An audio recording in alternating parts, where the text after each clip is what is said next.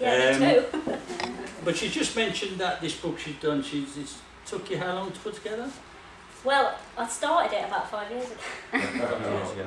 So really, I don't need to say anything. The stage is yours. Oh, lovely, wonderful. Well, thanks for coming.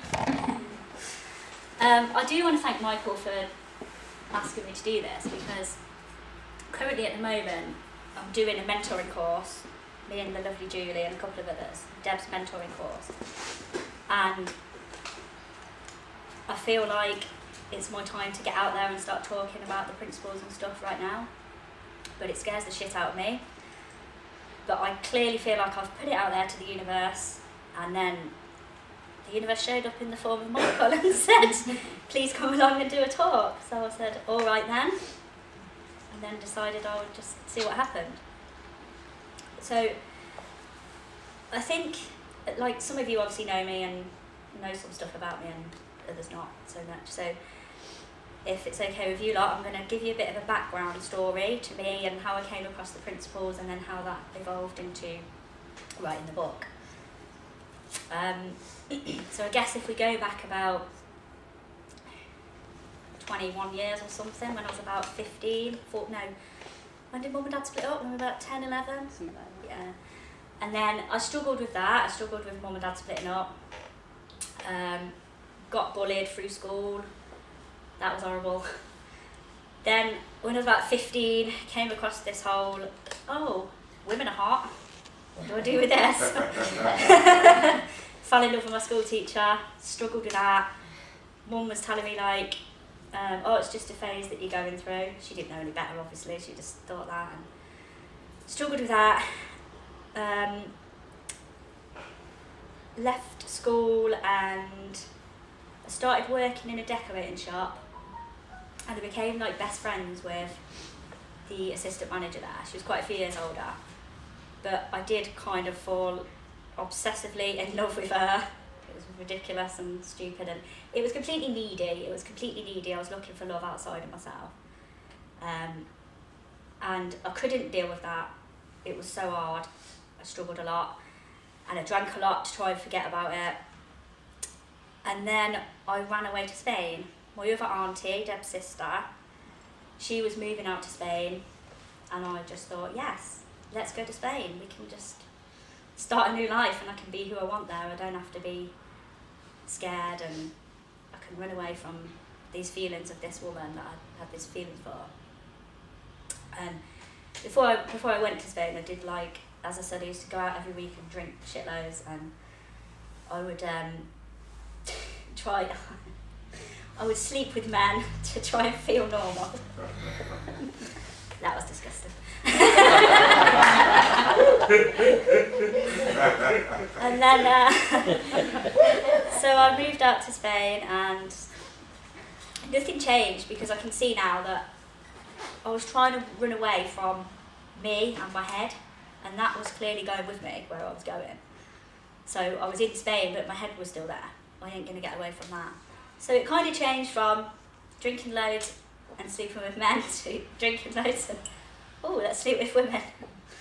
Because I can be me out here. So I tried to, like, find this journey of being me, and I definitely became more me when I moved to Spain. I definitely let some barriers down, and I definitely found myself a little bit out there.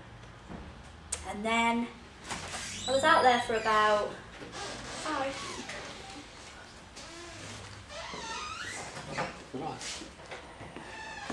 shall I just carry on? Yes, sorry. It's alright. No. So I was in Spain for, I think I lived there about 4 years.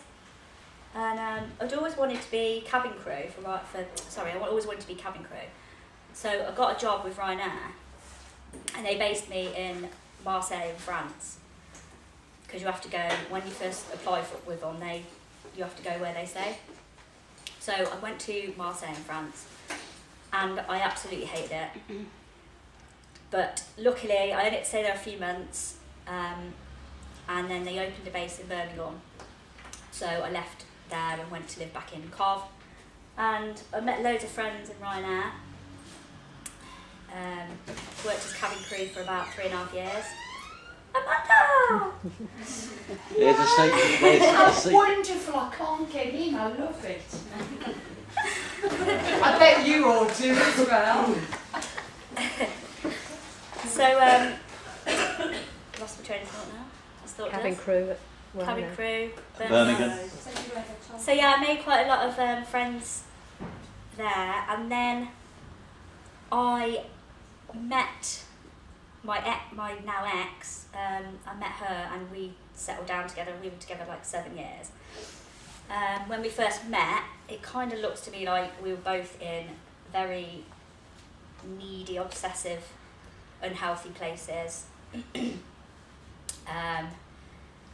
But then consequently, after being together perhaps a couple of years, I knew that if I didn't sort my head out, our relationship was going to end, and it looked like I needed to sort myself out to be able to carry on with this relationship. But I was too scared. I was like, I kept thinking, I'm all right, it'll be all right.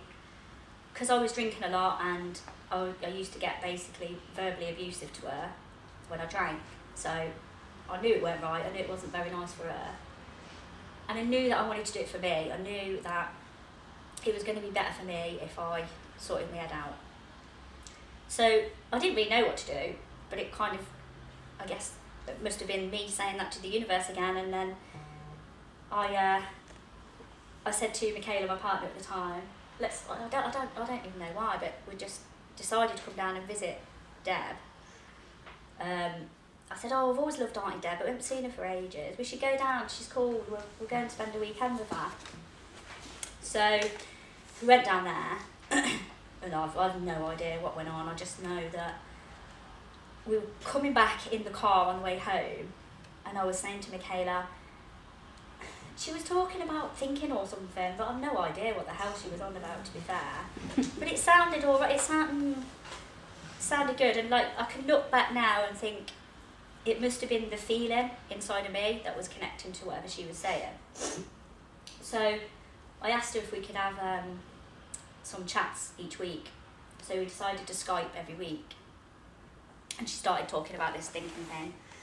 I don't remember having any big insights to start with, but I do remember something quite funny to start with. It's going to sound really weird, but anyway.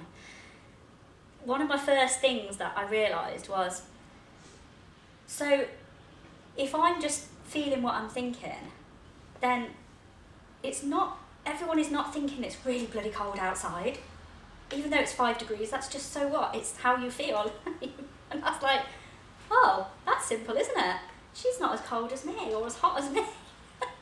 It was just really random how that came about. But that was kind of like the first thing that I remember, like insightful thing. And then I guess we started chatting every week. I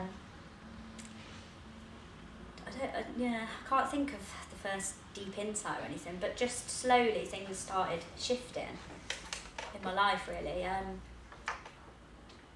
So many things have fallen away that I just can't remember half of them. But my relationship with Michaela did improve. We got into a very good, healthy, balanced relationship for quite a few years. And then we split up about a year and a half ago. My take on that is just, yay!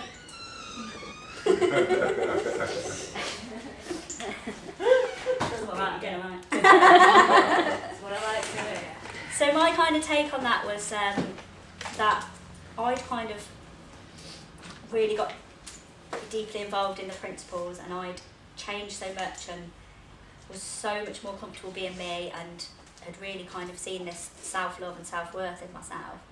And she kind of stayed where she was at. And I don't mean it big-headed, I don't mean but we weren't connecting anymore, so it was, sorry? Yeah, we just weren't going in the same direction at all, so it was hard, it was really hard, as, breakups are, but we got through it with these two fannies looking after me, so that was good. But it was good to see how our relationship did get better for a period of years. So I guess since Michaela and I split up, I was in a mess for a few months. Beck took me in and looked after me, and then we started coming to Jack because after a while I started saying, do you know what, I need to smash my head with 3 principles stuff. I need it, and we need to get involved in make some friends around here and get involved. So hence we came to Michael and Mark's lovely group in, where was it? Erdington? Yes. Yeah. So we came there and we started getting involved and making some wonderful friends. Kerry Taylor. And then it just started, I started getting so much better then, and I started realising that I'd kind of lost sight of my self-love again, and I needed to really get that back, because I think that's the most important thing, and I think that's one of the massive things that people struggle with, is loving themselves wholly and unconditionally and completely, and knowing that we're just amazing, awesome creatures, and we don't see that in ourselves. It's so bloody hard, and it's no wonder we don't see it in other people if we can't even see it in ourselves. So yeah, I guess for the last just over a year since we started coming to your group, because I'd met Michael a couple of years ago, a few years before that at Ticken, so we'd started coming to his group, and I just started to see my self-love and my self-worth again, and realised it was really good it's really good, and I still bloody love it, being single, and just being me, and just kind of concentrating on me, not in a selfish way, but knowing that I needed to get this headspace back, and I needed to bring back seeing my awesomeness again. So we've been going on Deb's retreats as well for the last couple of years. And then, so really getting on to the book, how that came about, as I said, I started writing it about 4 or 5 years ago. I remember being with Michaela, and we'd gone to one of her friends' house for the evening for a pie or something. And I took my laptop with me because I was really into writing this. I was really like, I've got to get this, I want to write a book. So I was writing quite a lot of it then. And I think I did about maybe 4 or 5 chapters, not quite sure. And then I don't know, life just happened. I didn't pick it back up. And then the basic story is, about 6 months ago,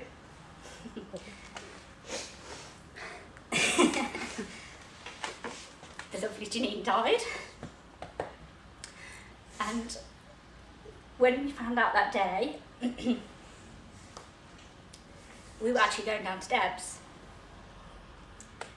And for quite a few years, Deb's been building her 3 principal business and getting out there and talking.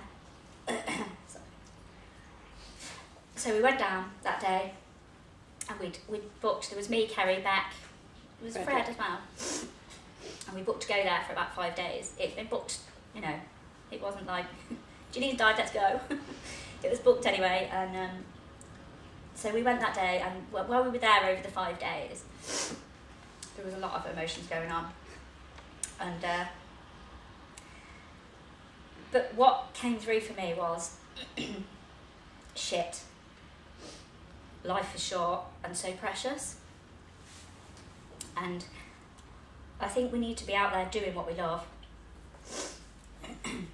And obviously I fucking love the principles and it's changed my life so much, and me and Beck just decided on that weekend that we're going to move to Devon and we're going to smash this principles out there with Deb, and we're going to keep doing the retreats, and we're going to do conferences and this mentoring course. Julie, how we've only been doing it about 3 weeks, and how bloody buzzing is everybody.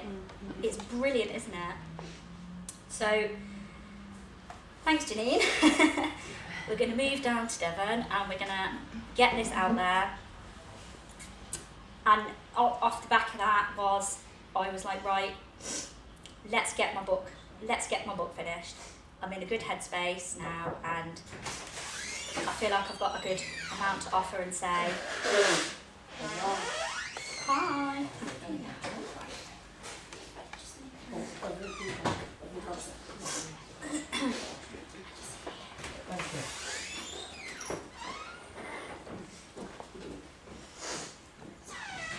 It's nice to have a little break. It's hard work, all this talking. Funnily enough, I was talking to Craig last night. That's open, I was going to say. And I said to him, oh, I'm really nervous, it's the first talk I've ever done. And he said, you've been talking all your life. That's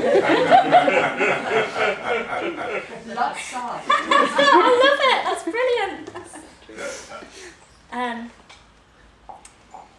So yeah, I decided to try and get this book out there, and I didn't realise I was going to have so much response as I did. And I think I put it out Monday and I've sold over 30 copies on Kindle. So that's good, and I've had quite a lot of reviews on Amazon and stuff so far, and people saying they're going to recommend it, and there's people saying I'm away and I'm going to do it next week and such like. And I don't think sometimes we realise the impact we have on other people. It's crazy, so. And if you have the confidence to talk the way you've talked to us, you will be successful. Thank you, I don't feel very confident at all. If you could see the change in, I mean, obviously... Hey, I was going to say that, but next. No. Yeah. if you could see the change that we have seen in that day when you turned up on my doorstep with Michaela, the person that turned up on my doorstep is not the beautiful young woman you see in front of you now. she is... It's true. Amazing. We're so proud for her. I'm okay with this, Yeah, it's... yeah, I've changed a lot, and... I am normally quite actually confident and happy and good to be me, and this is the first time I've done this, so it is a bit nerve-wracking, but it's alright, it's alright. You're okay. I think I'm doing alright. So, I guess then I could share a bit about what I think about the principles, and Yes. do you want me to go with that? Should we do that? Good. Or you could read that passage from your book and then... Well, if I say about what I see about the principles, and then I'll bring that in. So, I think the biggest thing for me is this self-love thing. I think the principles point us to, I see them as signposts, I see them as metaphors for what's happening for every single person on the planet behind the scenes, how our experience is being created moment to moment via these constants, mind, thought and consciousness. Via the principle of thought, we're getting our experience. And the way I see it is, constants don't change. So, like with gravity, because these principles are a constant, you know where you stand, you know that in any given moment, all that you are ever feeling is your thinking. And that is just not going to change. And when you see that deeply and insightfully, things just change for you. Like there's no doing, you don't have to do anything, you don't have to start, well, I'm going to be like this, then I'm going to think this, and I'm going to... It's understanding the nature of thought that is the biggest game changer. Understanding that thought is playing its role. We are being thought as human beings, and thought is going to do what it does, and it will change on its own. And it's going to do that whether you understand it or whether you believe in it or anything. That is its job, and it is not going to do anything different. And when we see that, life just gets so much bloody easier. There's so much less on our shoulders, and we don't have to take anything on because it's not ours to do. Trying to think how to bring in the self-love here. I guess when you start seeing that, and you start realising that it's the same for every single one of us and that we're all the same. We have our personal thinking, of course we do, and we have different thinking and different things for each of us. But we just really seeing that if somebody else is going through the same battle I'm going through, they're the same as me. All they're up against is their thinking in the moment as well. So how the hell could I not love that person? And how the hell could I not love myself when I'm innocently believing my thinking and reacting from that? I don't know if you get what I mean by that, but that's where the self-love comes in. It's like, so from that place you can see that we are actually fucking amazing, amazing people. And as I said, I don't know who it might be an Anita Morjani thing where she, might even be you, Michael, somebody said, somebody does this thing where there's list 5 things that you love. And how many people would do that? And I reckon probably a lot of you, if you went away and did that, I would be so interested to see how many of you put yourself at the top of that list. Because we don't. We think it's a selfish. Yeah, anywhere on the list, exactly. But I think we've been sort of, conditioned through thinking and stuff over the years that it's selfish to love yourself. But to my mind, it's the foundation, and it's where if you love yourself first, you're going to give that love to other people. You can't not. Trust me. You can't not. It just spills out. It's like the analogy thing of filling your own cup up first. So that's kind of my self-love thing. Go on then, shall we? Does it? Yeah. I thought it would be like a bit professional. To read a bit out of my book. Do you want me to read it out? Do you want to read it out? Yeah. Sure. Yeah, I'll come and stand up here. Yeah, get a camera. Okay, so this is chapter 5, Loving Yourself Unconditionally. Okay, now this chapter is about to get deep. You are going to love it. It's the beginning of the new you. We're going to look at loving ourselves, for this is where we need to begin in order to have a wonderful life. We need the foundations in place to build on. I believe for many of us that we think we love ourselves, but when we really look at this deeply, we begin to see that actually we don't. I would say a lot of people see it as a selfish act, but once we can see that we are all waves in the same ocean, then why wouldn't you love and respect yourself? Like the ocean, we are one large sea of energy. We are all connected as humans, yet the power of thought gives us the illusion of separation, just like the waves in the ocean. It appears that there are separate waves, but it's all just one body of water. When we can really see our true human potential, there is no way you wouldn't love yourself. I mean, what is there not to love? Human beings are amazing creatures. Often, the things we take for granted are actually amazing achievements. For example, making aeroplanes that carry people through the sky to another part of the world. Well, if that isn't the cleverest invention, I don't know what is. People have been able to produce such amazing things because of their knowledge of the principle of gravity. Understanding the principles of how life works enables us to live fuller lives. It looks very apparent to me that in order to love somebody else, we need to know how to do that. And what better way than learning to love ourselves first? One of my favourite phrases is, you cannot give to somebody else what you do not already have. How true is that? It is just not possible. Wow.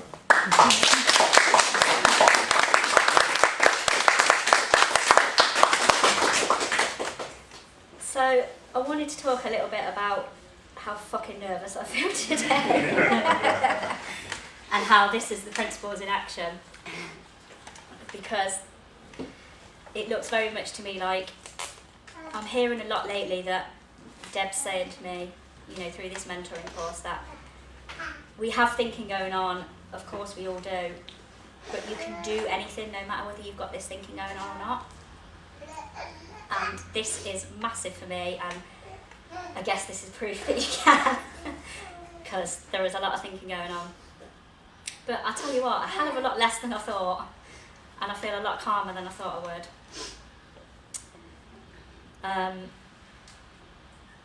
So I don't really think I've got much else to say, to be honest. I don't know if anyone wants to Is there any join questions? the conversation or Questions to Luce?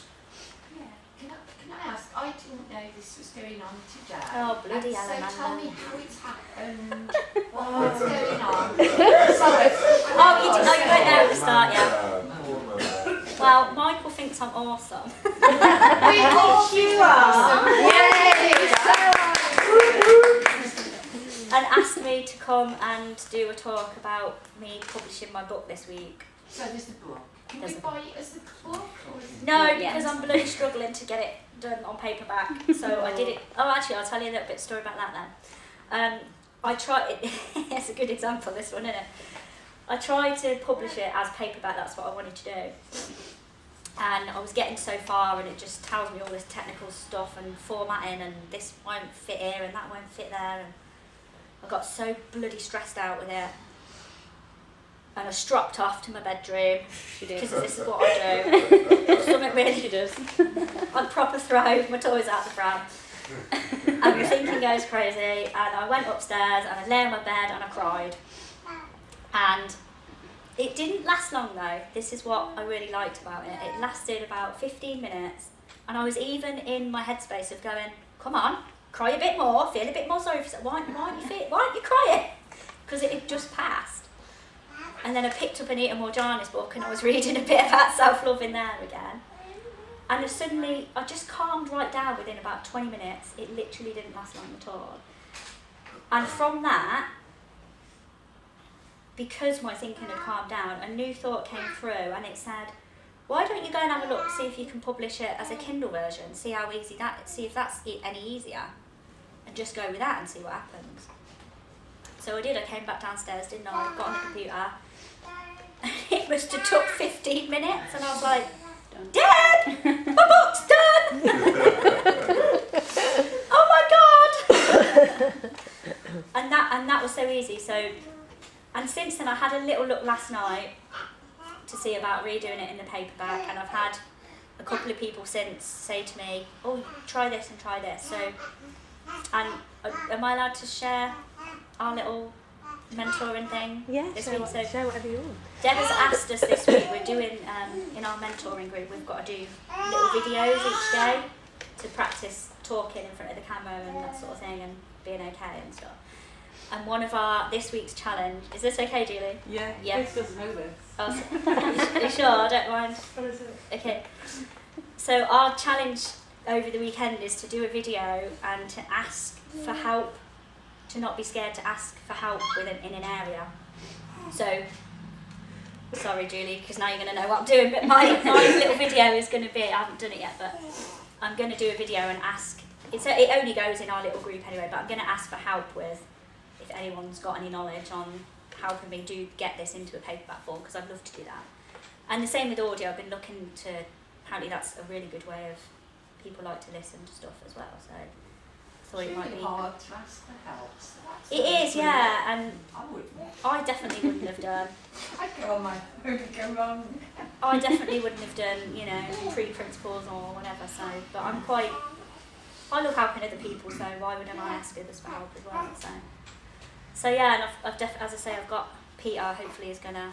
I'm gonna talk to him and help him, because he's just published his in paperback, and looks pretty impressive. We haven't looked last night, weren't we? So I do want. It is my plan to get it in paperback for all you, oldies. I don't have a Kindle. If somebody to ask you what are the 3 principles, how would you say? I would say the principles to me are, as I said earlier, they're signposts to what each one of us is experiencing behind the scenes, if you like. And I'd say they're metaphors. Mind, thought, and consciousness are the actual principles. To me, mind is the intelligence behind everything that's being created, through us. It's I'm quite happy with God. I see it as God or the universe. It sort of looks like the game of Sims to me, if anyone knows that, where you've got little people, and then I'm God, if you like, and I'm playing with the Sims and making them kiss each other and fall in love and doing all that. And it looks like that to me in this world. It looks like God's there and he's looking after all of us and he's making us all play this game of life. So yeah, I guess you've got mind, thought and consciousness. Thought is the universal power of thought is giving us our personal thinking moment to moment, which again it's personal as in we each have our own personal thoughts, but it's impersonal. The actual nature of thought is impersonal and it's just there in your head. We ain't choosing what we think. Someone's putting it there, as in the mind, the intelligence behind life is putting it in there. And then consciousness is the awareness, and it brings it all to life. It plays out in front of me that you lot are all sitting there and I'm scared. That's, go on. Can I ask a question? Sure. We're in a group, and what happens in here stays in here. Okay, yeah. What I would like to ask, is it an insecurity that you have, or is it a psychological problem, maybe mental or something that has happened in your life that you've been able to basically turn it around? It looks to me like when we don't understand where our feelings are coming from, how can I put this? It looks to me like inbuilt in the system, these are probably Deb's words, but sorry about that. Inbuilt in the system is security. Each one of us has that within us. But because we believe our thinking, we feel insecure and it feels like somebody else or something outside of us is making us feel insecure. But all it can ever be is our thinking in the moment. It doesn't look, I'd say the other bit again about the psychological thing or something.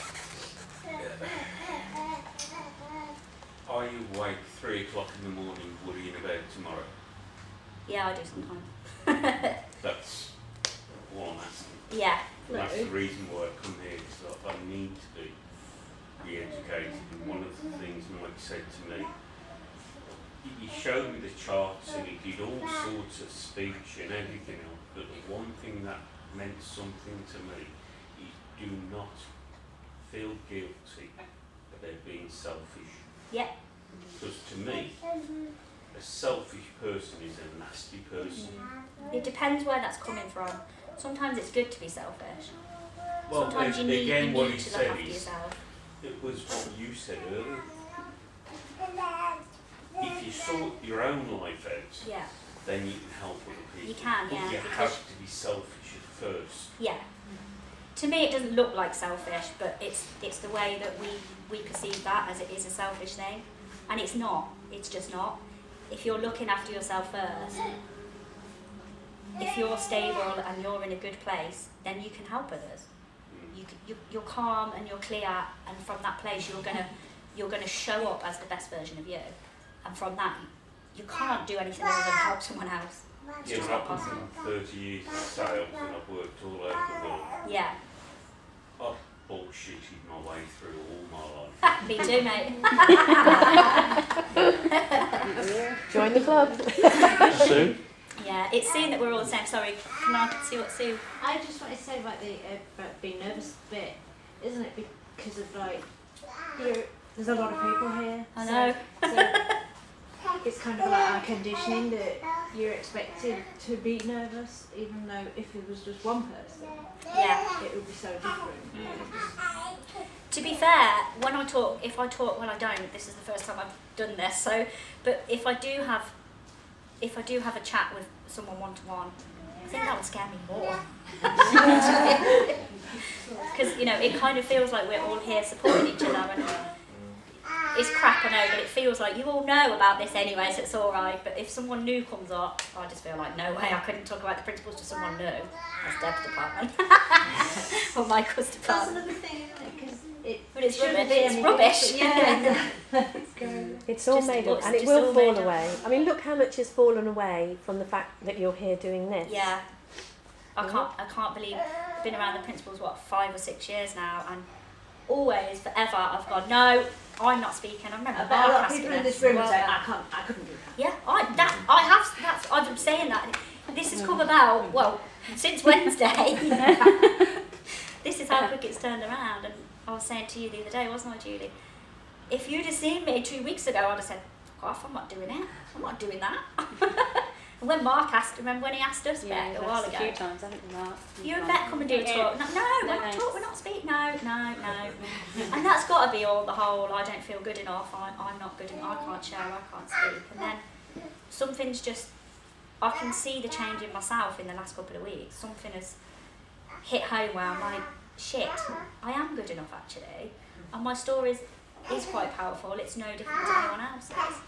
It's just, and people relate to stories. They like to hear how you see things and how you were and where you've come from and stuff. And I think this is what is powerful to other people, and that helps other people see that we're all the same and we've all got these stories. And then, you know, you put people there on a pedestal and think, well, they're different to me, they're amazing because they can sit out here and do this talking.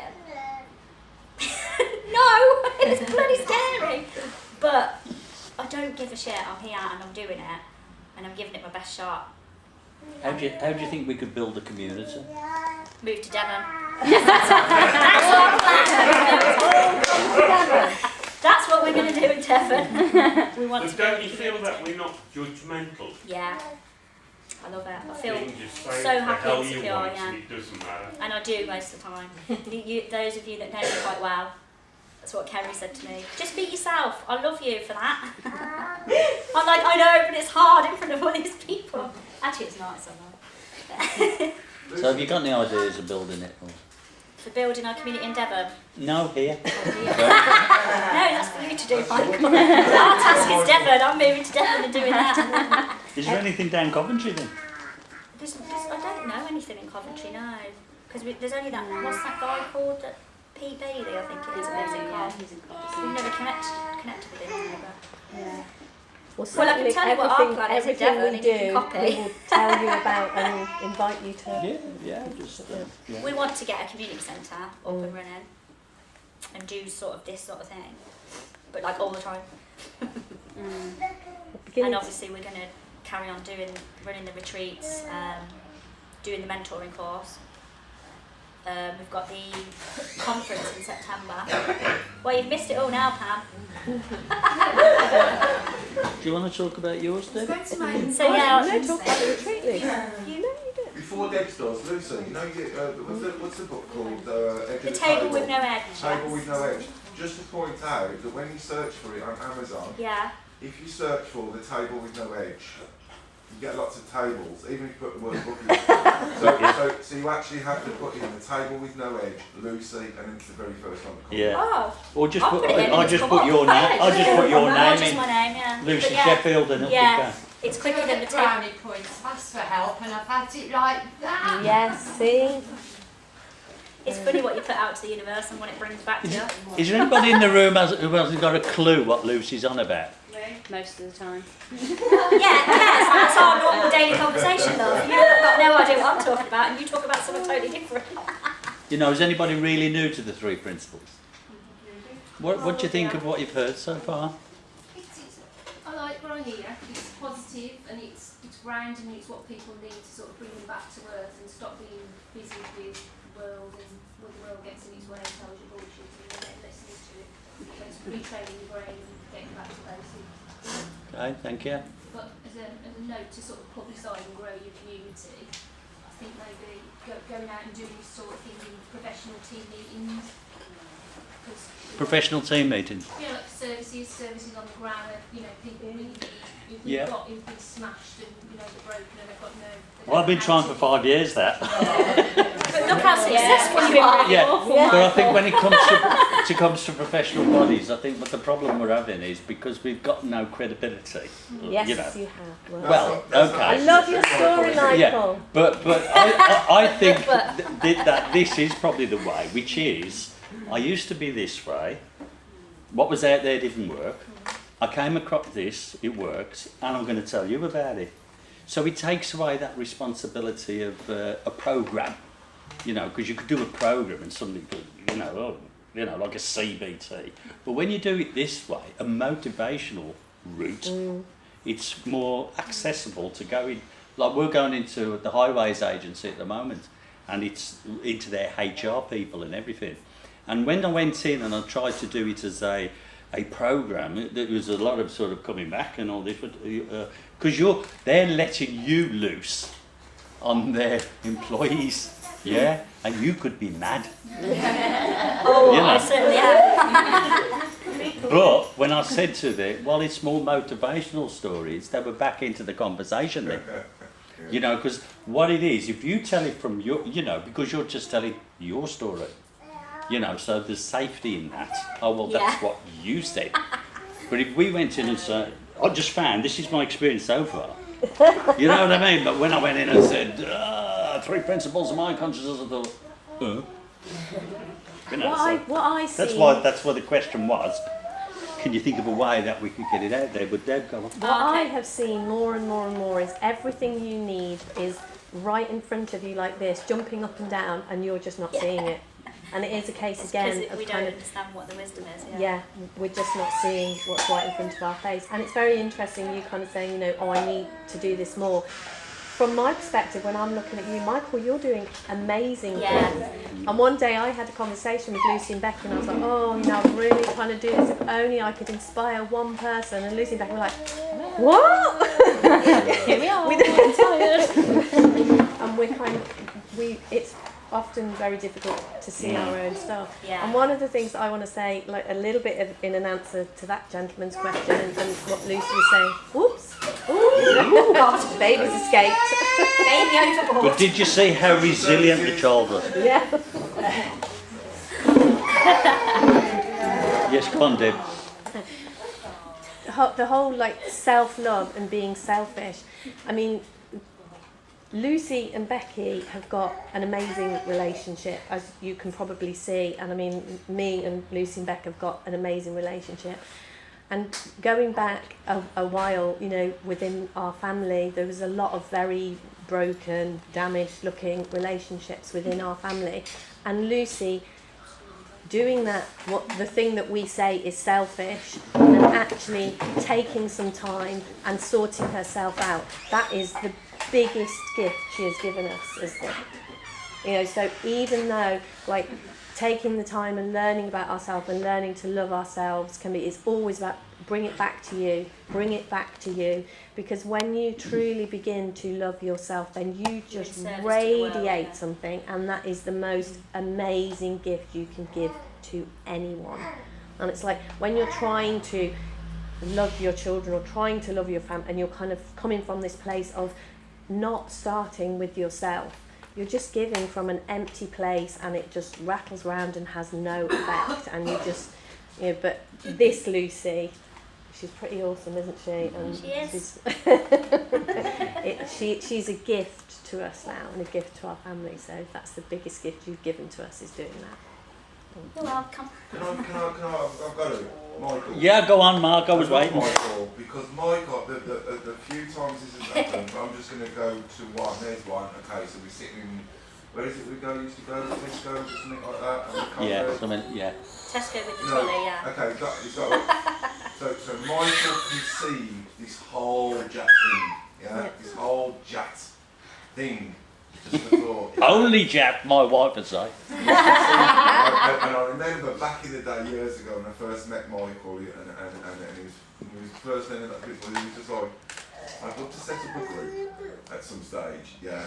And it's like, even back then, I mean, you've got 500 likes, and I'm not just talking about a like, I'm talking about people that have heard about Jat or about the principles through other people that have raved about it, yeah, and it's an amazing, like, dynamic community, like, with substance, not just some page, yeah, community, and then Michael says, and we have groups like this, Michael would say this, even after we had those groups, 25, 30, 35, however many, it doesn't really matter how many people, but just the love that goes around the room and just the ripple effect, the whole of Birmingham and this isn't Birmingham, is it? And further and everything, yeah. And then Michael says, I'd really love to, like, something to really start. Yeah, I just had to give that back. On this, yeah, look, kind of like Michael's saying, I wish we could have a few people turn up and listen to I wish you'd have said have a haircut or something. That'd be better. Yeah, I think you've kind of cracked that one, Michael. Mike, Okay, moving on. Mike, can I say you in front of the group? Yes. I did say to you I want to speak to you privately, actually, Yes. but I'll actually say it now in front of the group. I was in a group session with Swanswell, and they had a person that came in from the NHS, and it's primary care, mental health and wellbeing services. And I told her about what we did. I showed her the book about Stop Thinking, Start Living. She is so looking forward to speaking to you. Now she's the NHS, so I don't know what that's going to open for you. I have no idea. But she says What it opens to me is help.